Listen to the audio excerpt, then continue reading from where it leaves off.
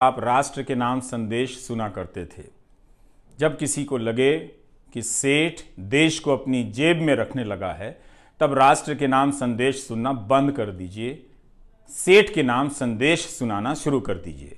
आप चाहें तो अपने रेडियो चैनल पर सेठ की बात भी शुरू कर सकते हैं। संडे के दिन आज़ादी के आंदोलन के समय भारत के कई सेठों ने अपना बिजनेस दांव पर लगा दिया, इसलिए कि भारत आज़ाद हो और लोकतंत्र कायम हो। अब उसी आज़ाद भारत में कुछ सेठ ऐसे हैं जो लोकतंत्र और अभिव्यक्ति की आज़ादी को कुचलने के नए नए तरीकों में हिस्सेदार बनते जा रहे हैं। इसलिए सेठ के नाम संदेश जारी कर रहा हूं। कारोबार बहुत साफ है मेरी समझ में कि देश और समाज के लिए अत्यंत जरूरी है। दुनिया के अन्य देशों की तरह हमारे देश के सेठों ने भी समाज को बहुत कुछ दिया है, लेकिन हर सेठ को आप उसी एक चश्मे से नहीं देख सकते हैं। बहुत सारे सेठ होते हैं जो बहुत मेहनत करते हैं, अपना उत्पाद बनाते हैं, उस उत्पाद को लेकर दुनिया में विश्वास हासिल करते हैं, दूसरे अच्छे उत्पादों से प्रतिस्पर्धा करते हैं, पैसा कमाते हैं, समाज और देश को देते हैं। मगर दो चार सेठ ऐसे होते हैं जो राजनीति के बेहद खास होते हैं। उन्हें हर चीज का ही ठेका मिल जाता है, जंगल से लेकर बंदरगाह, आसमान से लेकर जमीन तक का। ऐसा लगता है कि बाकी किसी सेठ को बिजनेस करना नहीं आता है। ऐसे सेठ का सारा कारोबार आप देखेंगे कि सरकार की संपत्ति के आसपास घूमता है। इस तरह के सेठ का मूल्यांकन आपको अलग से करना चाहिए। सभी को सभी में मत मिलाइए। यह उन सेठों की तरह नहीं है जो गली नुक्कड़ पर गर्मी सर्दी बरसात में हड्डियां गलाते हैं और बिजनेस करते हैं। ऐसे ही दो चार सेठों के लिए यह सेठ के नाम संदेश है। इनका बिजनेस सरकार की गोद में बैठकर होता है, इसलिए इन्हें आप गोदी सेठ कह सकते हैं। जैसे गोदी मीडिया होता है, वैसे ही भारत में गोदी सेठ आ गए हैं। गोदी मीडिया में दो तरह के सेठ हैं, इसे ध्यान से समझिए। पहले प्रकार के वे सेठ हैं जो इस माध्यम में बहुत पहले से जमे हुए थे, लेकिन उन्हें गोदी मीडिया बनाया गया। वे गोदी मीडिया के जरिए अब धंधा कर रहे हैं। गोदी मीडिया क्या करता है? जनता से सच्चाई छिपाता है और दिन रात आपको हिंदू मुसलमान के बीच विवाद में उलझाकर रखता है या इसी तरह के दूसरे विवादों में फंसाए रखता है। तो गोदी मीडिया देश का पहला ऐसा बिजनेस है जिसमें हजारों लोग इस बात के लिए घर से निकलते हैं कि दफ्तर पहुंचकर खराब से खराब प्रोडक्ट बनाएंगे। ऐसा कहीं बिजनेस आपने देखा है? घटिया प्रोडक्ट बनाने के लिए लोग घरों से निकल रहे हैं, कम लागत में बना रहे हैं ताकि आप खुशी खुशी मुफ्त में आपको मिले और समझे कि आप ग्रहण कर रहे हैं। ये लोग घर से निकलते हैं कि हम पत्रकारिता करने जा रहे हैं, यही बताकर निकलते हैं, लेकिन पत्रकारिता के नाम पर दफ्तर पहुंचकर जहर फैलाने का काम करते हैं। केवल जहर ही नहीं, जनता तक दूसरी सूचनाएं ना पहुंचे, जनता की बात सरकार तक और जनता तक ना पहुंचे, इसके लिए गजब गजब का प्रपंच रचते हैं। लेकिन अब जनता कुछ कुछ समझने लगी है। समझ रही है जनता कि नफरती डिबेट से उसका भला नहीं हो रहा है। जिन बच्चों को डॉक्टर बनाने में ध्यान देना चाहिए, वे दंगाई बनाने के खेल में फंसाए जा रहे हैं। उसकी मानसिकता का प्रसार हो रहा है। तो कोई भी नहीं चाहेगा कि उसका बच्चा दंगाइयों की मानसिकता के साथ बड़ा हो। तो अब यहां से बदलाव का रास्ता खोजा जा रहा है। आपके लिए नहीं बदलना है, किसी और तरीके से बदलना है ताकि आपको झांसा दिया जा सके कि यह कोई दूसरा मीडिया है, उनसे अलग है। यह बात आपको समझनी है। गोदी मीडिया पार्ट 2 लॉन्च होने जा रहा है। एंकरों की जगहें बदली जा रही हैं। आप देखेंगे एक एंकर यहां से वहां जा रहा है, वहां से यहां आ रहा है। नए गोदी सेठ लाए जा रहे हैं। ये दूसरे वाले सेठ जो नए तरीके से गोदी मीडिया का काम करेंगे। आप सोचिए, अगर सेठ ही गोदी हो तो क्या उसका मीडिया गोदी मीडिया नहीं होगा? सोचिए, जिस सेठ का सारा काम सरकार से जुड़ा हो, कई तरह की सरकारों से जुड़ा हो, क्या वो सरकार से सवाल पूछ पाएगा? आप सोचिए, आपके लिए कौन पूछेगा, कौन बोलेगा? जब आपको लगेगा कि आपके लिए किसी को बोलना चाहिए, तब यह गोदी मीडिया पार्ट 2 क्या करेगा? विदेशों में भारत का नाम कैसे हो रहा है, डंका कैसे बज रहा है, इसकी कहानी बताकर आपको अपनी परेशानियों से दूर करेगा और उन्हें बंद कर देगा व्यापक जनता के बीच पहुंचने से। तो यह खेल होने जा रहा है। आपकी तनख्वाह 4 साल से नहीं बढ़ी है, बच्चों को पढ़ा नहीं पा रहे हैं, अच्छे कॉलेज नहीं हैं, और गोदी मीडिया इस पर बात नहीं करेगा। तो गोदी मीडिया पार्ट 2 में इसके लिए शरीफ एंकर लाए जाएंगे, जिनके बोलने का तरीका कुछ और हो, वो इसी सिस्टम के पार्ट हों, मगर वो जनता के बीच ज्यादा बदनाम अभी नहीं हुए हैं। तो ऐसे लोगों के हाथ में यह कमान सौंपी जाएगी और गोदी मीडिया पार्ट 2 लॉन्च होगा। इसलिए बताना चाहता हूं कि दुनिया में भारत की क्या स्थिति है, इसके नाम पर एक तरह से आपको चांद दिखाकर आपसे निवाला छीन लिया जाएगा। इसलिए गोदी मीडिया पार्ट 2 के खेल को ध्यान से आपको समझना है। इसमें आ रहे सेठों के धंधों पर नजर रखिए, उन धंधों को समझिए कि क्या है, कैसे मिला है और उन धंधों को लेकर किस तरह की बातें हुई हैं। ये जो गोदी सेठ हैं बाकी सेठों से बहुत अलग होते हैं।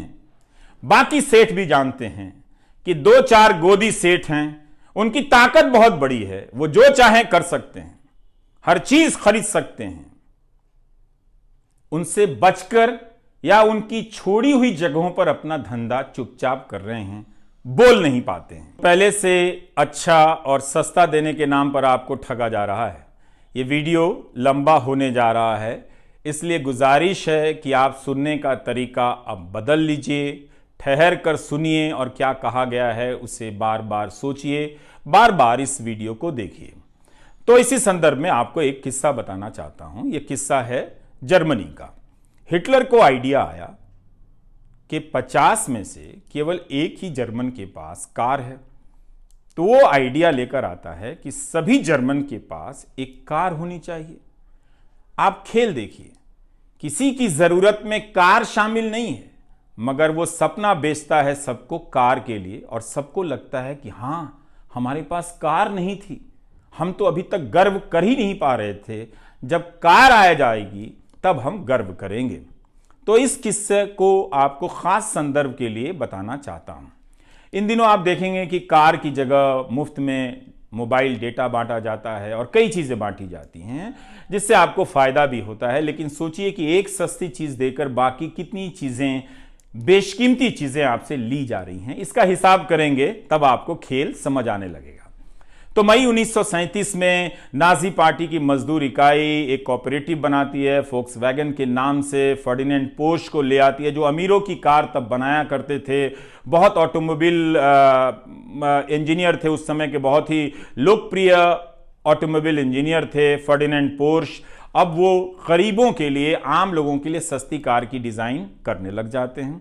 हिटलर के दोस्त माने जाते थे, इसलिए आज के हिसाब से उन्हें तब का गोदी सेठ कहा जा सकता है, बिल्कुल कहा जा सकता है फर्डिनेंड पोर्श को। तो वो एक कार डिजाइन करता है और उसी वक्त दिसंबर 1938 में यहूदियों के लिए कार चलाने पर रोक लगा दी जाती है।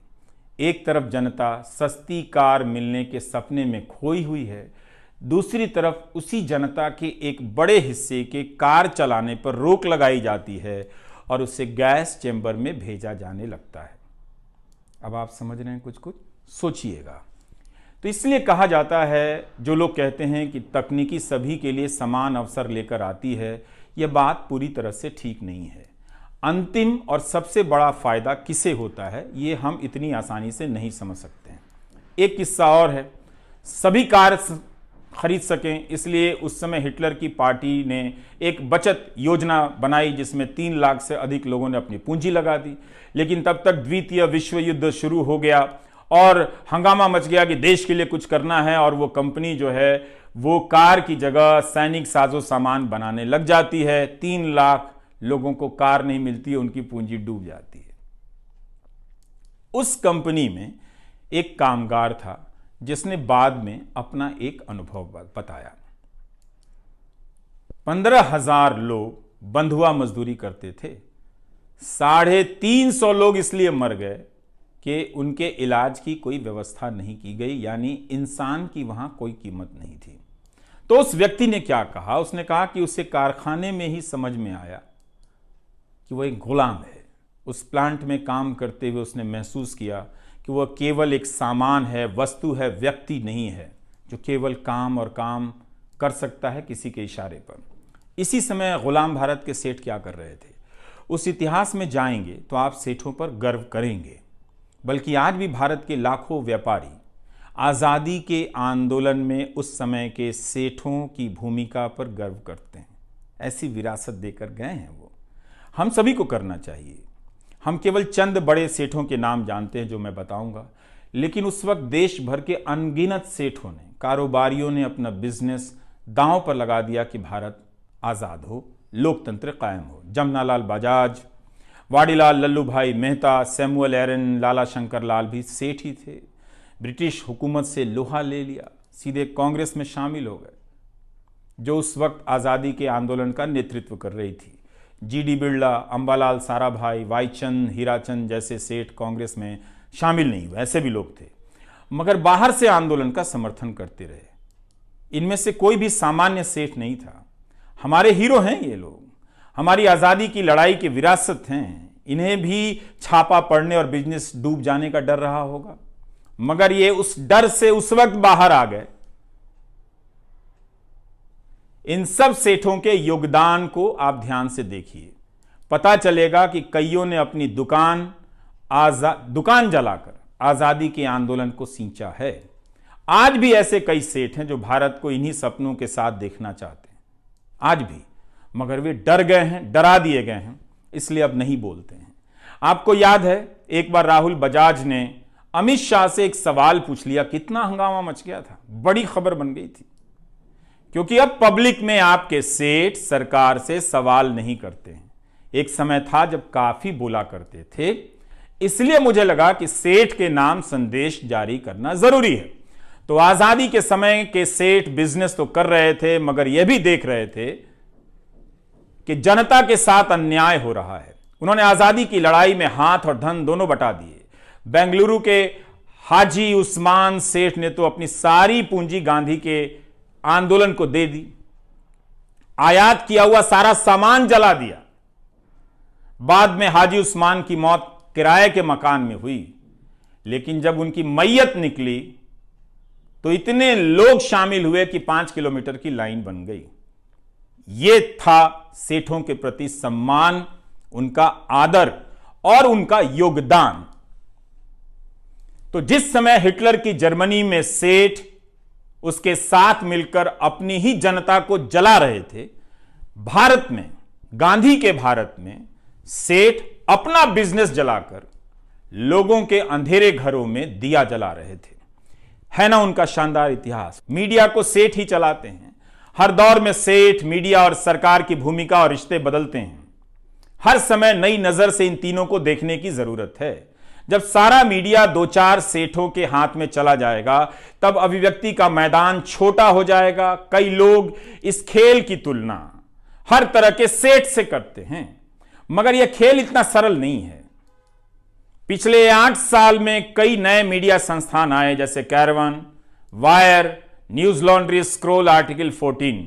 यह भी मीडिया का काम करते हैं। क्या गोदी सेठ इनकी मदद कर सकता है? इनमें निवेश कर सकता है? नहीं, क्योंकि ये सरकार से सवाल करते हैं, झूठ का पर्दाफाश करते हैं। इसलिए गोदी सेठ का निवेश केवल धंधे के उसूल की तरह किया जाने वाला निवेश नहीं है। आप बेहतर तरीके से जानते हैं कि गोदी सेठ क्यों गोदी सेठ है। आप ही बेहतर बता सकते हैं कि यह सेठ किसका है, मतलब खुद बना है या किसी का एजेंट है। गोदी सेठ के पास दौलत बहुत है, ताकत बहुत है, बहुत ताकत है, मगर याद रखना चाहिए सभी को, गोदी सेठ को भी, कि यह भारत है। इसकी महान जनता को कोई गोदी सेठ चवन्नी ना समझे, उसके स्वाभिमान से ना खेले। वरना वो अपनी जेब से केवल एक एक चवन्नी निकाल कर रख देगी तो दौलत का ऐसा पहाड़ बन जाएगा और उसके सामने सेठ की सारी दौलत चवन्नी हो जाएगी। महान भारत की महान जनता का सामर्थ्य दुनिया के किसी भी नंबर के 2 नंबरी सेठ से बड़ा है, किसी भी नंबर के 2 नंबरी सेठ से बड़ा है। सेठ के नाम संदेश इसी मकसद के लिए है, बताने के लिए। पूरी दुनिया में देखिए, केवल भारत में नहीं है, सेठ लोग क्या कर रहे हैं। 2-4 ही सेठ होते हैं हर देश में, वो पूंजी को अपने नियंत्रण में कर लेते हैं, सारी पूंजी उनके पास होती है। ऐसे सेठ राजनीति की गोद में होते हैं और राजनीति इनकी गोद में होती है। विकास विकास की राजनीति के नाम पर ऐसे सेठ आपके लिए नौकरी का सपना पैदा करते हैं, कुछ समय के लिए, कुछ को रोजगार देते भी हैं, फिर उस नौकरी के नाम पर जंगल, जमीन, आसमान तक पर अपना कब्जा जमा लेते हैं। आप देखेंगे कि इस काम में 2 ही 3 सेठ होते हैं, ज्यादा से ज्यादा 10 होते हैं। किसी भी देश में देखिए, केवल भारत में नहीं है। इनका मकसद रोजगार और देश के लिए धन पैदा करना नहीं होता, अपने नेता के लिए जनता को निर्धन करना होता है, ताकि उस जनता को मुफ्त में 2-4 चीजें देकर एहसान किया जाए, जताने की कोशिश हो कि आपको हम दे रहे हैं, लेकिन आप गिनिए कि आपसे कितना वो ले रहे हैं। तो हर इस काम में हर देश में 2 ही 4 बड़े गोदी सेठ होते हैं जो हर तरह का मीडिया खरीद लेते हैं और बाद में जनता को खत्म कर देते हैं। मुमकिन है गोदी सेठ के यहां काम करने के लिए पत्रकारों की लाइन लग जाएगी। नौकरी है, मजबूरी है, यह बिल्कुल समझता हूं मैं। नौकरी ठुकरा देना सबके लिए मुमकिन नहीं है, लेकिन यह बात आपके भीतर साफ होनी चाहिए कि यह पत्रकारिता नहीं है। मैं ये अपराध बोध आप पर नहीं डालना चाहता, आपकी मजबूरियों को समझता हूं। मैं ये बात पत्रकारों से कह रहा हूं, फिर भी मैं कहना चाहता हूं कि याद रखिएगा, आप एक खतरनाक गोदी सेठों के यहां काम कर रहे हैं। ये बात आप याद रखिएगा। इसलिए जनता से कहता हूं कि आप गोदी मीडिया देखना बंद कर दें, ताकि गोदी चैनलों के पत्रकारों को आजादी मिल जाए। जनता का दबाव बढ़ेगा तो पत्रकारों को अच्छा काम करने का मौका मिल सकता है। इसके बाद भी गोदी सेठ के पत्रकार अगर वो नौकरी ना छोड़ पाए, उनके यहां नौकरी करने के लालच से अपने आप को ना रोक पाए, तो एक बेहद आसान रास्ता बताता हूं। जब वे दफ्तर से घर लौट कर आए तो अपने बच्चों से, पत्नी से, परिवार के सदस्यों से और रिश्तेदारों से उनके कान में कह दें कि भारत में पत्रकारिता खत्म कर दी गई है, ये लोकतंत्र नहीं है। जो खबर बताई जानी चाहिए वो खबर नहीं बताई जाती है। आज हमने कई जरूरी खबरों की हत्या की है, हत्या होते हुए देखी है। नए और अच्छे कहे जाने वाले पत्रकारों को लाया जाएगा। गोदी मीडिया पार्ट 2 लॉन्च होगा। ये बातें बहुत अच्छी करेंगे, शालीन तरीके से करेंगे। आपको पता भी नहीं चलेगा कि चीजें बदल गई हैं। पहले धक्का देकर आपको बाहर निकाला गया, अब कंधे पर हाथ रखकर, गर्दन सहलाकर आपका काम तमाम किया जाएगा। तो तमाम तरह के प्रोमो आएंगे जिससे लगेगा कि ये पत्रकारिता के तारणहार आ गए हैं, अब पत्रकारिता ये लोग बचा लेंगे। लेकिन इनकी भाषा पर गौर करते रहिएगा, इनकी आंखों में झांक कर देखिएगा। ऐसे बोलेंगे जैसे अपने गुल्लक का सोना गलाकर भारत की गुलाम हो चुकी पत्रकारिता को ये सोना बनाने आ गए। जो बताया जा रहा है उसे देखिए, जो नहीं बताया जा रहा है उसके बारे में सोचिए। चैनलों से खबरें गायब हो रही हैं, खबरों की जगह झगड़े भर दिए जा रहे हैं। गोदी सेठों का गोदी मीडिया, अलग अलग चैनल मगर सभी का काम एक। क्या यह आजाद मीडिया की निशानी है? खुद से सोचिए। यह कैसा बिजनेस है जहां खराब माल बनाने को लेकर कंपटीशन हो रहा है? बिना आजाद मीडिया के नागरिक की आजादी का क्या मतलब है? कहां बोलेंगे आप? किससे बोलेंगे आप? क्या आप बर्दाश्त कर सकते हैं कि इतने महान देश में एक आजाद मीडिया नहीं है? यह गर्व की बात है। जितने भी पुराने और सांस्थानिक मीडिया थे सब के सब गोदी हो गए। यूट्यूब का भी फॉर्मूला ये लोग एक दिन निकाल लेंगे। आजाद पत्रकारों के लिए खतरे बढ़ने वाले हैं। राष्ट्रीय सुरक्षा से जोड़कर उन्हें अब दबाया जाएगा। इसके नाम पर पहले ही कई लोगों को फर्जी तरीके से जेल में बंद किया गया है। आप जानते हैं, कई उदाहरण दिए जा सकते हैं। तो अब बारी आजाद पत्रकारों की है। मगर आप जनता ने YouTube पर अजीत अंजुम, अभिसार से लेकर संजय शर्मा, पुण्य प्रसून वाजपेयी, श्याम सिंह मीरा, गिरधारी लाल, साक्षी जोशी, निखिल वागले, इन सभी के चैनलों को सब्सक्राइब किया है। इसका मतलब है आप इस खेल को समझ गए हैं, तभी आप आजाद पत्रकारों को अपना रहे हैं। आपने एक गजब का यह काम किया, शानदार काम है आप दर्शकों का।